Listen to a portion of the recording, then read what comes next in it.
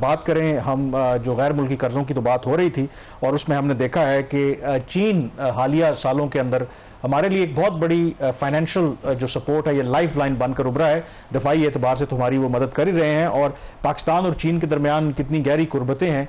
आज भी हांगकांग में थे पाकिस्तान के वज़ीर ख़ारजा इसहाक डार, वहाँ पर वो एक इवेंट अटेंड करने गए थे और गुज़िश्ता 10 दिनों में उनकी दूसरी मुलाकात हुई है चीन के वज़ीर ख़ारजा वैंग यी के साथ। और उस मुलाकात के बाद भी अगेन एज यूजुअल जो पाकिस्तान और भारत के दरमियान, पाकिस्तान और चीन के जो रवायती एक स्ट्रॉन्ग रिलेशनशिप हैं, जो क्लीशे आमतौर पर हम ऑल वेदर फ्रेंडशिप की बात करते हैं, तो दोनों तरफ से उसको रीइटरेट किया गया है।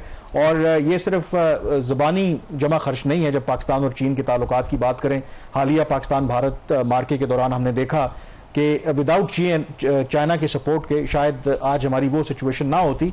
और फिर मोर इम्पॉर्टेंटली जो हमारे इकोनॉमिक क्राइसिस हैं या इकोनॉमिक सिचुएशन है, उसमें भी चीन का बहुत बड़ा कंट्रीब्यूशन है। और अगेन चीन ने पाकिस्तान को यकीन दहानी कराई है कि जो कमर्शियल जो लोन्स हैं जिनकी मियाद ख़त्म हो गई है तो वो दोबारा हमें देने के लिए तैयार हैं। बट एक उसके अंदर थोड़ी तब्दीली है, वो आप बताएंगे। तब्दीली के ऊपर बात करें थोड़ा सा, अगर इसका पहले बैकग्राउंड बता दें। पाकिस्तान की जो इस वक्त गैर मुल्की ज़र मुबादला के ज़खायर हैं वो तकरीबन $11.5 अरब हो चुके हैं। काफ़ी नहीं है, नाकाफ़ी है। इस $11.5 अरब में चीन का, सऊदी अरेबिया का और मुत्तहिदा अरब अमारात का कर्ज शामिल है। और ये इसमें कुछ ऐसे लोन्स हैं जो कि 1 साल के लिए लिए जाते हैं, जो कि कैश डिपॉजिट्स होते हैं तीनों ममालिक की तरफ से, और हर साल वो रोल ओवर हो जाते हैं। अब रोल ओवर में ये होता है कि कर्ज आपने लिया हुआ 1 साल बाद वापस करना है, तो वो वापस आपके अकाउंट से नहीं निकलता, स्टेट बैंक ऑफ पाकिस्तान के वहीं पड़ा रहता है और कागजी कार्रवाई पूरी हो जाती है। दूसरे हैं कुछ गैर मुल्की कमर्शियल लोन्स जो कि रीफाइनेंस होते हैं। रीफाइनेंसिंग में होता ये है कि अकाउंट में पैसा पड़ा हुआ है, जो बारोवर है उसने उस तारीख को वापस करना है, तो जब वो वापस करेगा तो फिर नई टर्म्स के ऊपर वो कर्ज उसको दोबारा मिल जाएगा।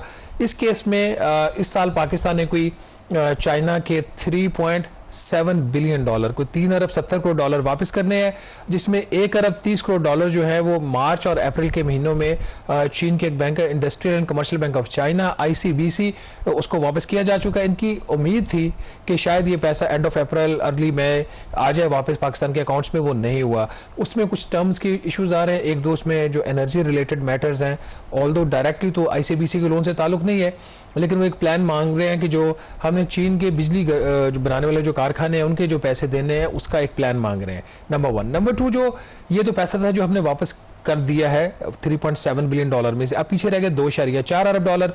ये $2.4 अरब जो है इसका जो है $300 मिलियन हमने 14 जून को वापस करना है।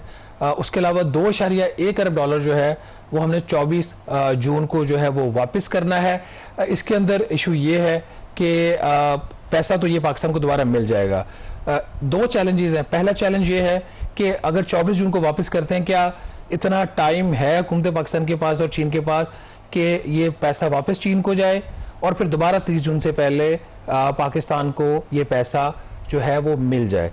तो इसलिए मुझे अब ज़रा ये बता रहे हैं कि बजाय 24 के शायद 3-4 दिन पहले ये हुकूमत पाकिस्तान पैसा उनको वापस कर दे ताकि ये टाइम से उधर आ जाए।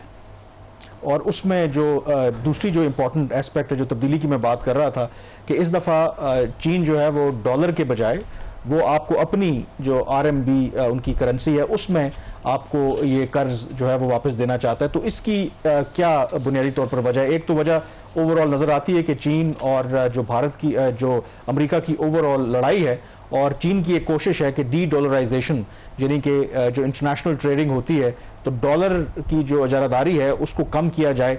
क्या ये उसी सिलसिले की कड़ी है या कोई पाकिस्तान स्पेसिफिक ये उन्होंने फैसला? ये पाकिस्तान स्पेसिफिक बिल्कुल नहीं है। अभी तक जो चीन से हम कर्ज ले रहे हैं उनका एक बेंचमार्क है, शाइबोर उसको बोलते हैं, शंघाई इंटरबैंक ऑफर रेट, उससे वो लिंक होता है इंटरेस्ट रेट, और जो करेंसी होती है वो डॉलर भी हो सकती है और उसमें जो चाइनीज़ RMB या युआन है वो भी हो सकती है। जो $1.3 बिलियन था ये डॉलर बेस्ड लोन था, लेकिन अब दोबारा पाकिस्तान को डॉलर बेस ये नहीं मिलेगा, ये RMB में मिलेगा। जो $30 करोड़ को हमने कर्ज 14 जून को वापस करना है ये भी डॉलर बेस्ड है, लेकिन अगली जब इसकी रीफाइनेंसिंग होगी डॉलर में नहीं होगी, RMB में होगी। इसकी वजह क्या, इस चीज़ का पाकिस्तान से कोई ताल्लुक नहीं। अब चाइना खुद एक बड़ी इकॉनमी है, दुनिया की दूसरी बड़ी इकॉनमी है, और जो डॉलर से रिलेटेड उनके मैटर्स हैं, जो अमेरिका अमेरिका के साथ उनकी ट्रेड वॉर है, उससे रिलेटेड चीज़। तो अपनी इकोनॉमी को जिस तरह अमेरिका डीकपल कर रहा है चाइनीज इकोनॉमी से, उसी तरीके से जो चाइना है जहां जहां पॉसिबल है अपनी इकोनॉमी को, अपने फाइनेंशियल सिस्टम को अमेरिका से डीकपल कर रहा है। अब जिस तरह उन्होंने रशिया को जो स्विफ्ट सिस्टम था जब उसने यूरोप के ऊपर अटैक किया यूक्रेन के ऊपर, तो उसके बाद उन्होंने स्विफ्ट सिस्टम से उसको आउट कर दिया, जो कि ग्लोबल एक पेमेंट्स रीसेटलमेंट का मैकेनिज्म है। तो गालिबन यही वजह होगी कि चीन जो है वो नहीं चाहता कि फ्यूचर में अगर कोई टेंशन बनती है दोनों ममालिक के दरमियान, तो इस किस्म का कोई काम हो जहाँ पे डॉलर की जो ट्रांजैक्शंस हैं जिसमें in any case American involve होते हैं, तो उसमें जो है कोई इनको प्रॉब्लम है, तो उस वजह से ये नहीं कर रहे। तो उस पर कोई फर्क पड़ता है कि आपके फॉरेन रिजर्व से, क्योंकि तो आप डॉलर में रखते हैं, तो उससे क्या बुनियादी तौर पर फर्क पड़ता है इस चीज से? देखिए अभी अगर डॉलर में आएगा पैसा तो स्टेट बैंक ऑफ पाकिस्तान में डॉलर में जाएगा, और हमने जो सेटलमेंट करनी है वो डॉलर में वहां पे हम कर देंगे। अगर आरएमबी में आएगा पहले हम उसको एक्सचेंज करवाएंगे यूएस करेंसी में, अगर हमें यूएस करेंसी में उसकी जरूरत है फिर उसको हम जो है उधर यूज करेंगे। तो एक्सचेंज गेन भी हो सकता है और लॉस भी हो सकता है, वो इसमें करेंसी जो रिस्क होता है वो बढ़ जाता है जब इस तरह की ट्रांजैक्शन होती है। लेकिन अगर वही पैसा अगर चीन से आ रहा है और पाकिस्तान ने चीन की अदायगी करनी है या चीन से कोई खरीदारी करनी है या कर्जे की अदायगी करनी, तो उसके अंदर भी इस्तेमाल हो सकता है। वैसे उसके अलावा उसके अंदर एक और भी प्लेटफॉर्म है, इनकी एक और फाइनेंसिंग फैसिलिटी है जो स्वाप इनका एक एग्रीमेंट है, जिसके तहत कोई पाकिस्तान ने चीन से ट्रेड फैसिलिटेशन के लिए कोई $4.3 बिलियन रफली कोई जो है ऑलरेडी एक लोन लिया हुआ है, लेकिन वो लोन भी इसी तरह एग्जॉस्ट हो चुका है, वो हम यूज कर चुके हैं, वो चाइनीज करेंसी के अंदर है।